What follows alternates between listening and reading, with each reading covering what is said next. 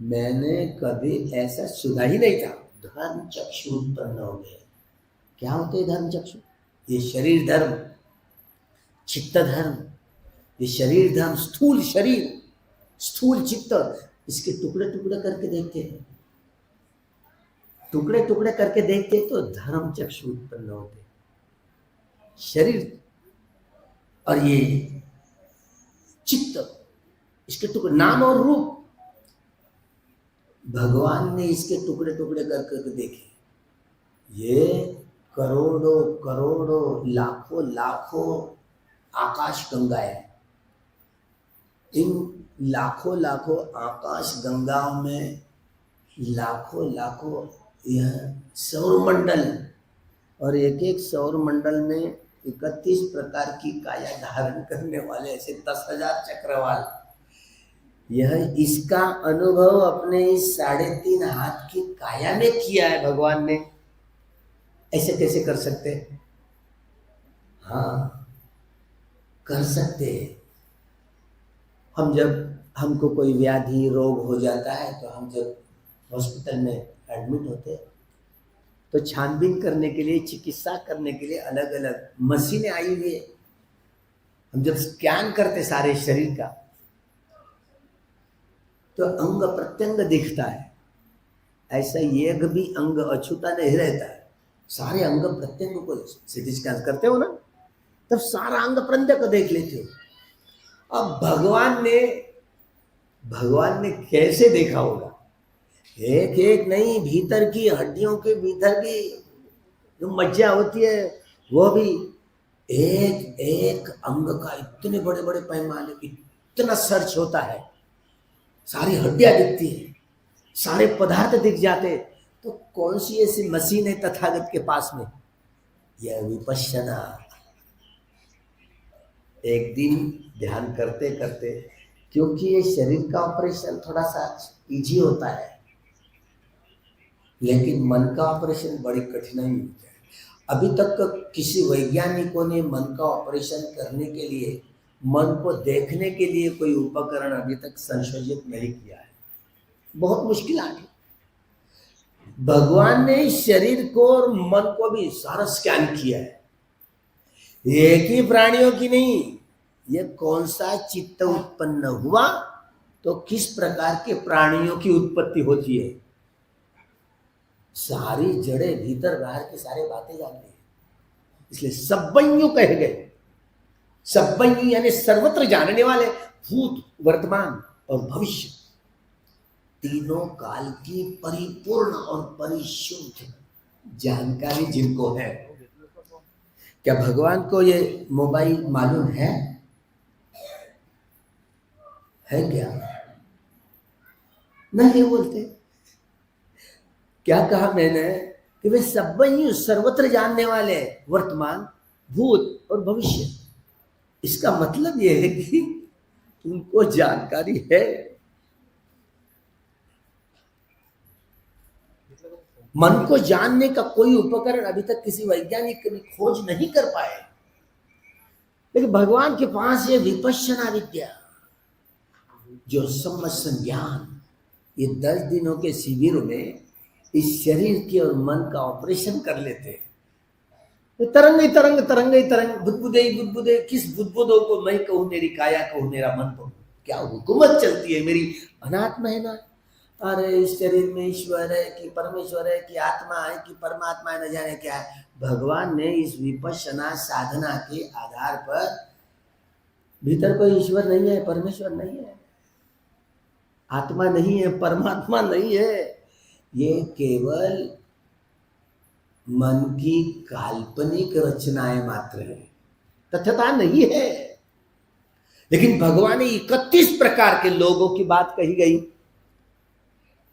भूमट्टा देवा, चतु महाराजिका देवा, तावंतिसा देवा, यामा देवा, तुषिता देवा, निम्मानति देवा, परनिमित्त वसवती देवा। तो महाधम्म राजिका देवताओं से अकनिष्ठ का धम्मचक्र प्रवर्तन सूत्रम, ये 16 प्रकार के रूप ब्रह्मलोक की लिस्ट आ जाती है। यह है। इसीलिए भगवान की वाणी को जानते समय जहां जहां वे जाया करते थे, यो धम्मं जानाति सो पटिच्च समुत्पादं जानाति, यो पटिच्च समुत्पादं जानाति सो धम्मं जानाति। पटिच्च समुत्पाद यही सद्धम्म है, धम्म है। निसर्ग के नियमों को ही धर्म कहा जाता है। उत्पाद अवय धम्म उत्पाद होना, वे होना, यही प्रकृति का नियम है, धर्म है, स्वभाव है। भगवान ने इसी प्रकृति के स्वभाव को देखा, नियम को देखा, क्या करती है आखिर, क्यों ऐसे करती है क्या भीतर बाहर? अरे भीतर इसके टुकड़े टुकड़े करके देखे तो अंतिम जो टुकड़ा मिला ना, उनको अट्ठकलाप उन्होंने कहा है। अट्ठकलाप ये सूक्ष्म दर्शन है। भौतिक जगत की अंतिम सच्चाई आज के युग की बात में परमाणु कहते हैं। अल्वर्स लुईस इस तत्वज्ञानी ने, वैज्ञानिक ने बबल चैम्बर नाम का उपकरण उन्होंने संशोधित किया। उन उपकरणों द्वारा यह नापा है उन्होंने कि एक सेकेंड में एक इस आंकड़े पर 22 बिंदी है, जीरो लगा दिया जाए, एक सेकंड इतनी बार उत्पाद होकर के नष्ट होती है। यह प्रकृति का नियम। और परमाणु यह अणु का 36वां हिस्सा है, भाग है। ये सूक्ष्म नहीं हो सकता। आप मानते बैठेंगे, हम क्यों मानेंगे? मैं नहीं मानता। भगवान कहते अट्ठकलाप। अट्ठकलाप यानी अग्नि वायु जल पृथ्वी धातु, उनके 4 गुण, ये 8 कलापों से मिलकर ऐसे जो सूक्ष्मतम कण होता, जिसका संश्लेषण, विश्लेषण, विघटन और विभाजन किया ही नहीं जा सकता, ये सूक्ष्मतम कण अट्ठकलाप। ये सूक्ष्म विपश्यना तिलानंग तंडुलानंग। देखिए सतीपट्ठन में बातें आती है। इतना सारा शरीर के टुकड़े टुकड़े करके देखते हैं ना, बुदबुदे बुदबुदे बुदबुदे बुदबुदे, अरे तरंगे तरंग तरंगे तरंग। किस तरंग को मैं कहूं? किस अग्नि वायु जल या पृथ्वी धातुओं की प्रधानता लिए हुए कोई तरंग उत्पन्न होते हैं, वेदनाएं उत्पन्न होती है, वो भी उत्पाद होती है, नष्ट होती है। अरे ये तरंग किस अग्नि वायु जल और पृथ्वी धातुओं के तरंग को मैं कहूं, मेरी काया कहूं? क्या हुकूमत चलती है मेरी? अनात्मा है ना, ये मैं नहीं हूं, मेरा काया नहीं है, इसे मैं कहूं? क्या हुकूमत मेरी चलती है? और वेदना संज्ञा संखार और विज्ञान मन के 4 खंड, किसी प्रकार की सुखा दुखा अदुखा सुखा सौमनस्या और मनुष्य कोई वेदना उत्पाद होती है, नष्ट हो, तरंगे तरंग, वेवलेट्स, कोई संज्ञा कोई संज्ञा हो,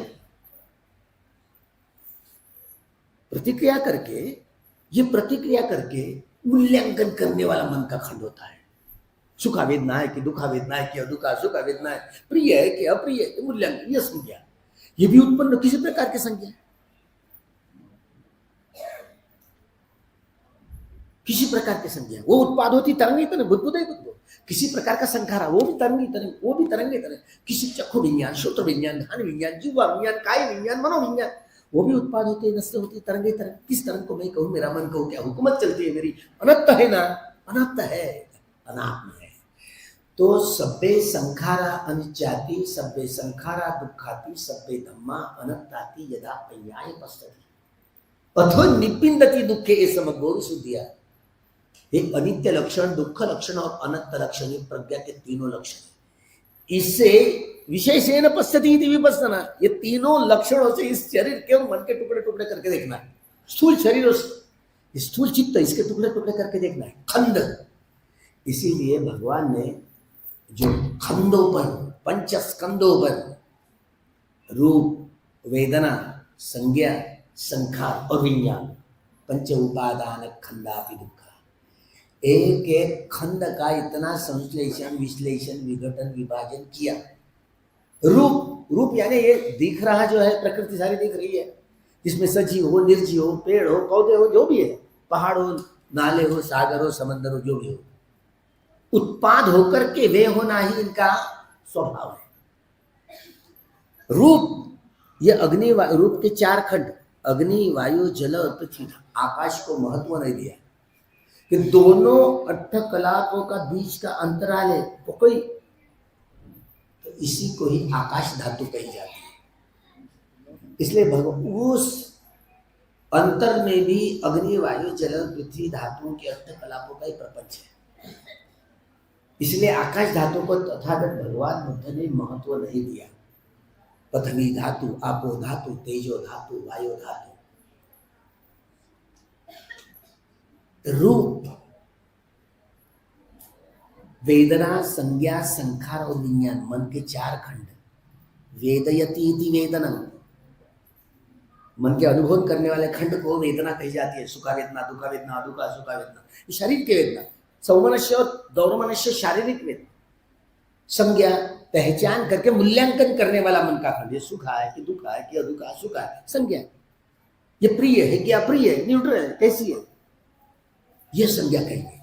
संखार, ये मन का खंड होता ना, प्रतिक्रिया करने वाला मन का खंड होता, जो मानता ही नहीं। इसलिए हर व्यक्ति अपने अपने स्वभाव की गुलाम है। इसलिए तेरी मेरी पर उतर जाते, तू मैं हमरी तुम्हें पर उतर जाते। दो व्यक्ति एक नहीं, और सब लोग अपने मन मर्जी के अनुसार काम करते हैं। शुद्ध चित्त से तभी कर्म करना आएगा जब आप चार आर्य सत्य का साक्षात्कार करेंगे। भले ही चार आर्य सत्यों का साक्षात्कार नहीं करना आया, फिर भी समझ तो सकते हैं। निर्वेद ज्ञान के आधार पर विपश्यना का अभ्यास करते करते सिर से पांव तक और पांव से सिर तक एक एक अंग प्रत्यंग में से जब इस केंद्र में आएंगे, ध्यान करेंगे, 2 अंगुल 4 अंगुल एक बीता, 2 अंगुल 4 अंगुल एक बीता, एक एक अंग प्रत्यंग में से मन को गुजार करके देखेंगे। इस शरीर की यात्रा करते भीतर बाहर, अरे ये तो उत्पाद व्यय चल रहा है, वेदनाओं का उत्पाद व्यय चल रहा है। कायानुपස්සना करते हुए वेदना पच्चिया पंजा, वेदनानुपස්සना वेदना पच्चिया पंजा, चित्तानुपස්සना करते हुए वेदना पच्चिया पंजा, धम्मानुपස්සना करते हुए वेदना पच्चिया पंजा। भगवान की यह डॉक्ट्रिन है। जो ये मनुष्यतर प्राणी प्रतिक्रिया करते हुए सुखा वेदना है तो राग की गांठे, दुखा वेदना है तो प्रतिक्रिया करके द्वेष की गांठे, और सुखा वेदना है तो प्रतिक्रिया करके मोह मूर्ता की गांठे बांधेंगे, तो दुख ही निर्माण करेंगे ना। वेदना पे दुख, वेदनाओं का सारा प्रपंच दुख ही तो है। ये दूसरा खंड है प्रज्ञा का। इसका अनुभव से जानकारी प्राप्त करेंगे। अरे ये वेदना, कोई वेदना, सभी वेदनाओं का स्वभाव एक जैसा है। उत्पाद अवैधम्मिनो, ये उत्पाद अवैधम्मिनो, ये प्रज्ञा वेदनाओं के उत्पत्ति से लेकर व्यय होने तक का प्रपंच जान लिया। उदय भयं ज्ञान इति अनित्यं ज्ञान। वेदनाओं के उत्पत्ति से लेकर व्यय होने तक का यथाभूत प्रपंच जान लिया तो अनित्य का ज्ञान हुआ। इस अनित्य ज्ञान के आधार पर अनित्य का बोध करते हुए आर्य सत्य का साक्षात्कार करेंगे। दुख ज्ञान के आधार पर दुख ज्ञान का बोध करते हुए आर्य सत्य का साक्षात्कार करेंगे। अनंत ज्ञान के आधार पर अनंत का बोध करते हुए आर्य सत्य का साक्षात्कार करने की यह प्रक्रिया है ना, प्रतिसंख्या ज्ञान कहलाई गई। जब विपश्यना का अभ्यास करेंगे, इस शरीर के मन के टुकड़े टुकड़े करके देखेंगे, इस ज्ञान को सम्मस्सन ज्ञान कहलाया गया। सम्मस्सन, धीरे धीरे उदय भयं ज्ञान, दूसरा पत्थर का मील है, ये मील का पत्थर है। उदय भयं ज्ञान, उदय वे, ये दूसरा मील का चक्कर। स्पष्ट रूप से किसी प्रकार की वेदना हो, चाहे सुखा दुखा अदुखा असुखा, सौमनस्य या दौर्मनस्य वेदना हो, उसकी उत्पत्ति से लेकर वे होने तक का सारा प्रपंच जान लिया, यथाभूत जान लिया, तो समझ जाना चाहिए अनित्य का ज्ञान है। उदय भयं ज्ञान नीचे अनित्यं ज्ञान। धीरे धीरे इस शरीर की यात्रा करते करते देखेंगे, सिर से पांव तक और पांव से सिर तक। अरे एक बार सिर पर मन को रख के एक ही क्षण में उतर जाता है, किसी प्रकार की कोई बाधा नहीं। इतनी सुखद वेदनाओं का सारा प्रपंच चलते रहता है, दुखा वेदनाओं का नाम निशान नहीं। भंग कहा गया, ये तीसरा ज्ञान है। एक बार भंग हुआ, आप मान लो भंग होने के बाद में शरीर इतना हल्का फुल्का, तितली समान इतना वेट है कि नहीं है, इतना हल्का फुल्का हो जाता है, पता नहीं चलता कि मेरा शरीर कहाँ गया।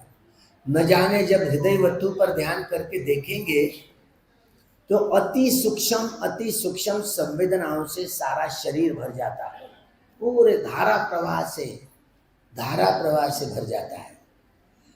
तो जैसे शराब पीने वाला कोई आदमी हो, जब शराब पी ली और बस चढ़ गई ना, उसको होश खो बैठता है।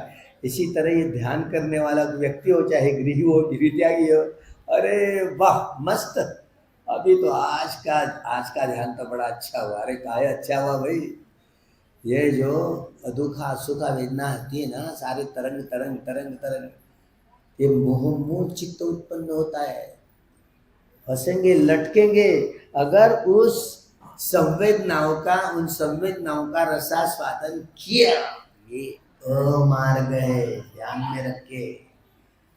अगर ध्यान करते करते अगर अदुखा अशुखा सारा शरीर में धारा प्रवाह शुरू हुआ, अगर उसका रसास्वादन करते बैठेंगे तो 10 गुना अधिक मोह मूलता की गांठें बांधने का काम करेंगे। भोक्ता भाव है, ये भोक्ता भाव संवेदनाओं का रसास्वादन अमार्ग है, ये मार्ग नहीं है। इसीलिए 10 पारमिताओं के घड़ों की परिपूर्ति होने के बाद मार्गदर्शक नहीं मिले, कल्याण मित्र नहीं मिले, तो बहुत हानि हो सकती है। ये 30 प्रकार के विपश्यना के क्लेश होते हैं, बंधन होते हैं, जो कि बाधा बन जाते हैं, मार्ग पर बाधा बन जाते हैं, और यहाँ मत मार्ग उपस्थित हो जाता है, हावी हो जाता है। हमको लगता है बड़ा अच्छा लग रहा है ना, तो ये मार हावी हो जाता है, मोहमूल चित्त होता है, ताकि हम और भी 10 गुना गांठें बांधने का काम करें। वो भी सारा अनित्य का क्षेत्र है, दुख का क्षेत्र है, अनंत का ही क्षेत्र है। जब ये जाने तो निर्वेद ज्ञान, भय जागता है शुरू शुरू में, अरे मेरा शरीर कहाँ गया किधर गया, तो भयभीत होता है। 5वां जो ज्ञान होता है ना, निर्वेद ज्ञान, वेदना किसी प्रकार की हो, वेदना से उत्पत्ति से लेकर वे होने तक का प्रपंच यथाभूत जानना आया। तो मान लो वीतरागी, वीतद्वेषी, वीत मोही चित्त, ये निर्मल चित्त है, नितांत निर्मल।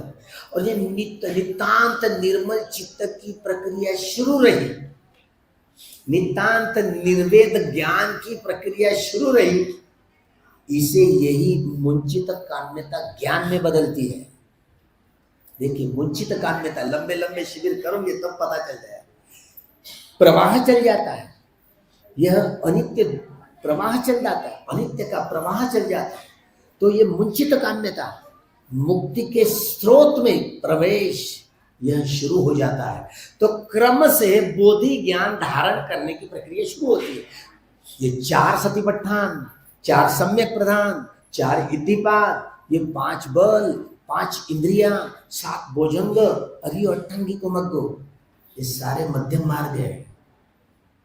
क्रमशः धारण करने की ये प्रक्रिया होती है ना, जैसे कायानुपස්සना, ये शुरू में कल्याणकारी है, वेदनानुपස්සना, चित्तानुपස්සना मध्य में भी कल्याणकारी है, प्रथमानुपස්සना अंत में भी कल्याणकारी है। तो ठीक इसी प्रक्रिया से जब अनित्य के ज्ञान के आधार पर अनित्य का बोध करते हुए, दुख ज्ञान के आधार पर दुख का बोध करते हुए, अनंत ज्ञान के आधार पर अनंत का बोध करते हुए क्रम से बोधि ज्ञान धारण करने की प्रक्रिया, इसी को पटिसंख्या ज्ञान कहलाया गया। और 9वां संखारोपेक्षा ज्ञान। संखारोपेक्षा मतलब काम भूमि, काम सुगति भूमि, काम दुर्गति भूमि, रूप भूमि या अरूप भूमि, जो भी संस्कार आते हैं शरीर पर, तो चीरते हुए, बीनते हुए, काटते हुए ऐसी प्रज्ञा काम करती है, प्रहाणकारी प्रज्ञा, जो अनित्य लक्षण, दुख लक्षण और अनंत लक्षण, तीनों लक्षणों में रमन करना, प्रज्ञा विहारी बनना, यही संखारोपेक्षा ज्ञान का मूल्यमापन होता है। संखारोपेय, ये 9वां ज्ञान, किसी प्रकार की कोई संवेदना हो, अपाय गति वाली हो, काम सुगति वाली, दुर्गति वाली, या रूप भूमि वाली, अरूप भूमि वाली, किसी प्रकार की चीरते हुए, बिंदु के प्रहाणकारी, जैसे कोई बिंदु होता ना, कितने भी दुख वेदना ही वो चीरते हुए सारा पिघला देती है, इतनी प्रहाणकारी प्रज्ञा जब होती है, वही संखारोपेक्षा ज्ञान का अनुभव होता है। 9 की संज्ञा है। 10वां मिल का पत्थर, इसको अनुलोम ज्ञान कहा है। अनुलोम का ज्ञान करो, अंतर्यामी भिक्खवे, आमंत्रयामी भिक्खवे, भिक्षुओं ने आमंत्रित करते हुए, भिक्षुओं को आमंत्रित करते हुए भगवान कहते हैं, अय्यकन्वा अम्मा कन्वा सति संपज्जन्य न रंचति, क्षयवे धम्मा संखारा अपमादेन संपादित। क्षय वे, अब उदय मालूम नहीं होता है। अज्जत्तं वा बहिद्धाव, अज्जत्त बहिद्धाव, काये कायानुपस्सी, वेदनासु वेदनानुपस्सी, चित्तेषु चित्तानुपस्सी, धम्मेषु धम्मानुपस्सी आतापि संपजानो सतीमा विनीय लोके अभिज्ञातो मनस।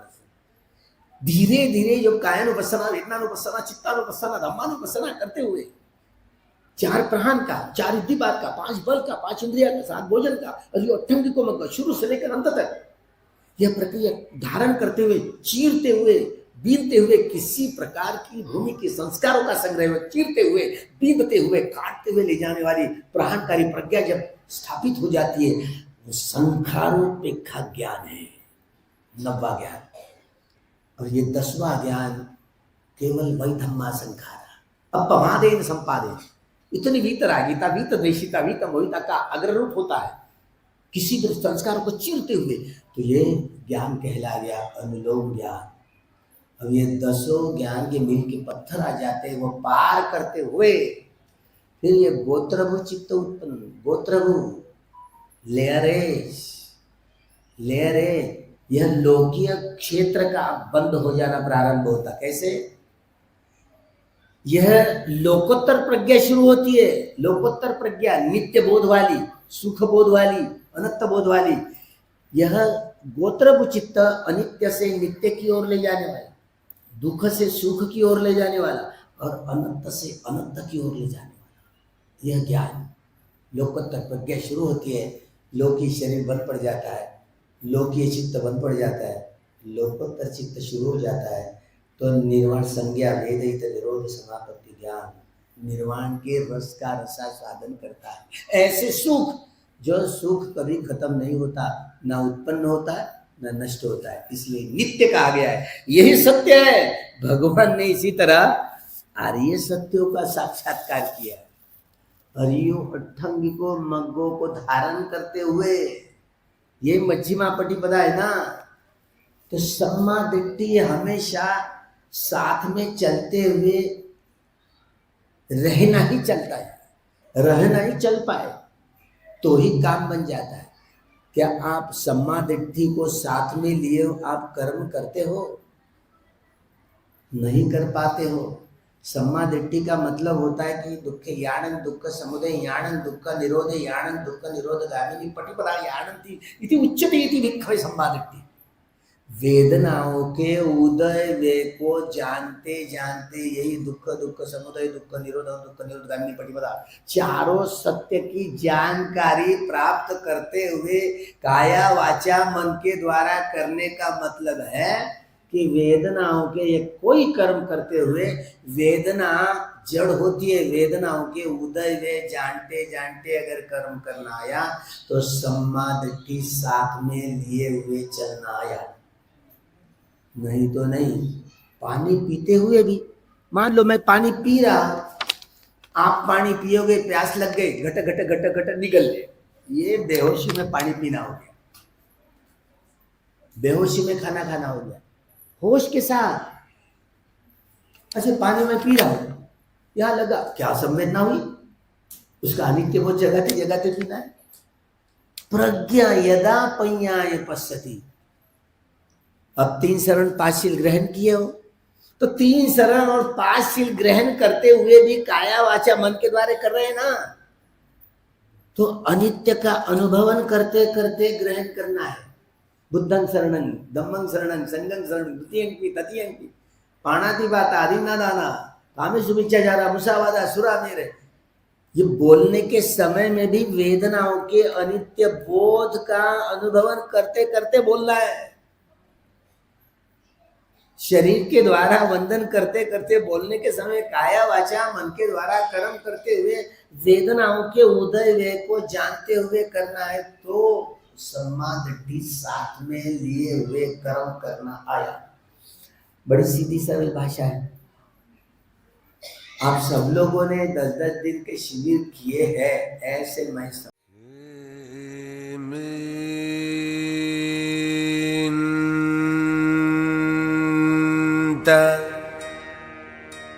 चक्रवाले